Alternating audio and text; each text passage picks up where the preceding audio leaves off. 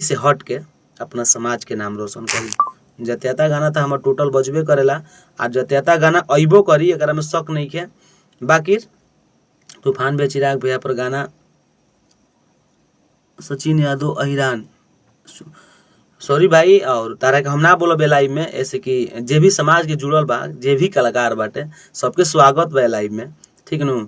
और अहिरान राज चली, हई चली, हऊ चली, तुम अपन राज चलावलो, कोनो केहू केहू से कम नहीं के। सब लोग दुनिया पासवान के दीवाना बा, दुनिया अहिरान के दीवाना बा, दुनिया बबुआन के दीवाना बा, सबके दीवाना लोग बाटे, जे जहाँ बहु दीवाने बा।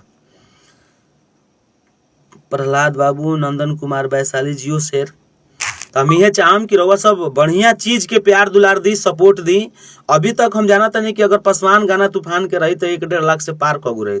बाकी ऐसा अभी राखी के गीत बाकी 2 दिन में मात्र 60,000 अभी पार नहीं खे कैले। सिंगर मनीष अल्फा भाई जुड़ल बने लाइव में। तो हम ये चाहम कि रउआ सब, तूफान भैया आपका स्टूडियो कहाँ है? भाई हमारा स्टूडियो बक्सर जासो में बा।